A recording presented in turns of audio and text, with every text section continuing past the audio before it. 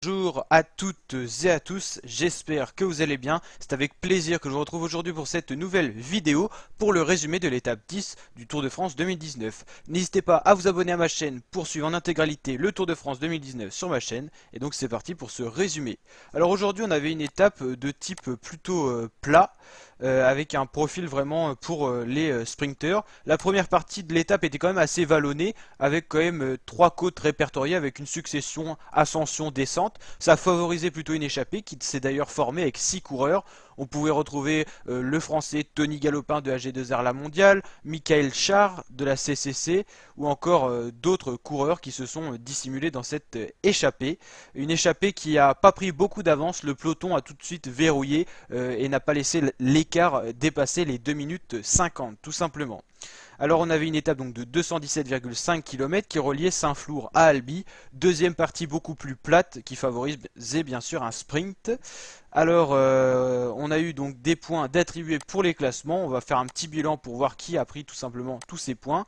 Première côte, la côte de Malais, Nathanaël Beran a pris 1 point pour la Cofidis. La côte de Chaudégu, c'est Nathanaël Beran qui a pris le point devant Aude Christian Eking, enfin les 2 points du coup. Les 2 autres côtes, c'est Nathanaël Beran devant Aude Christian Eking, tout simplement parce que ces coureurs étaient intéressés par le classement du meilleur grimpeur et les autres coureurs ont un petit peu laissé les points. Au sprint intermédiaire, c'est Aude Christian Eking qui est passé devant Anthony Turgis, Matt Wurst, Tony Galopin, Michael Char et Nathanaël Beran. Donc les 6 coureurs de l'échappée, les voici avec 2 Français. Et puis d'autres coureurs qu'on avait déjà eu dans les échappées. Wurtz, déjà 2 échappées, première étape et une autre étape. Galopin, pas très en forme dans ce tour, j'ai envie de dire un petit peu comme d'habitude. Aude Christian Eking de la Wanty Group Gobert. On a donc assisté à un sprint massif à l'arrivée, tout simplement parce que les échappées ont été rattrapées par un peloton mené par la Quick Step qui a réussi un énorme coup de bordure. La Ineos en a profité pour reléguer Thibaut Pinot à plus de 1,40 au général. Thibaut Pinot, 3ème au général, il n'est plus 3ème, il passe 10ème. Gros coup dur pour Thibaut Pinot qui n'arrive pas à assumer sa place de leader. Il était mal placé dans le peloton, donc il peut vraiment s'en vouloir. Le classement du coup de cette étape, Wout van Aert s'impose au sprint pour la Jumbo-Visma devant Elia Viviani. Ça s'est joué à rien. Wout van Aert vraiment très talentueux, le jeune coureur, il était vraiment au-dessus. Viviani revenait en force vraiment dans le sprint, mais il n'a pas réussi à gagner. Calabewan 3ème, toujours un peu juste. Calabewan, toujours les places d'honneur, 2ème, 3ème, il n'arrive pas à gagner. Peut-être qu'il aura un sprint où il gagnera. Imaginons par exemple qu'il passe bien les bosses, et ben il pourra peut-être éliminer 2-3 sprinters avec son équipe et pourquoi pas les gagner. Mais Ewan il est un peu en difficulté dans les bosses, mais en tout cas il a bien tenu aujourd'hui dans les coups de bordure. Michael Matthews toujours juste, 4ème. Sagan toujours placé, c'est important pour son maillot vert et les points à prendre. Jasper Philipsen, Sonny Colbrelli, Matteo Trentin, Oliver Nassen, Van Avermaet, Julien Alaphilippe, premier français. C'est compliqué pour les Français, vraiment il n'y a pas le niveau. Dans les sprints on peut dire vraiment qu'on est absent. Dans les échappées on n'a souvent pas le niveau non plus. C'est vraiment décevant quand même, faut l'avouer. Et meilleur combatif du jour, Nathanaël Beran, le coureur érythréen. Au niveau des classements, on fait un peu le point. Le général a bien bougé. Julien Alaphilippe toujours maillot jaune. Il aura du mal à le tenir en montagne. Thomas Bernal, 2ème et 3ème au général. Ils ont bien géré dans ces coups de bordure. Ils ont gagné beaucoup de temps sur des favoris qui ont été lâchés dans ces coups de bordure. Richie Porte, Bok Mollema, George Bennett, Nibali, bon lui il avait déjà du retard. Thibaut Pinot, donc après 4ème Kruijswijk, 5ème Burman, 6ème Mas, 7ème Yates, 8ème Quintana, 9ème Dan Martin, 10ème Giulio Ciccone, lui aussi pris dans les coups de bordure. Gros coup dur, il avait la 2ème place, là il est loin. Thibaut Pinot, bon, on fera une vidéo spéciale Thibaut Pinot, là franchement j'ai pas les mots. Quand on est capable de récupérer 20 secondes, qu'on se bat vraiment comme on avait vu l'attaque qu'il avait fait avec Alaphilippe, et quand une étape il perd 1,40, vraiment c'est décevant et il a pas les épaules pour être un vrai leader, pour être sur le podium. Malheureusement on peut pas se permettre d'être mal placé dans le peloton quand on est 3ème au général. Enfin il y a un problème à un moment et là c'est vraiment décevant.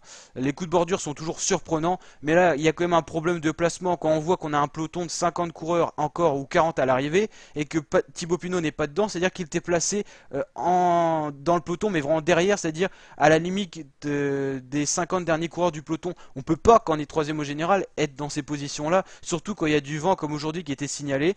Il faut être bon partout, et Pinot, il a toujours un jour sans, un jour où il n'a pas l'intelligence de se placer tout simplement. Après, c'est une faute qui peut arriver, mais à un niveau comme le Tour de France, on peut pas se permettre d'avoir la moindre erreur quand on voit qu'on a des Geraint Thomas ou des Egan Bernal qui sont déjà hyper forts en montagne.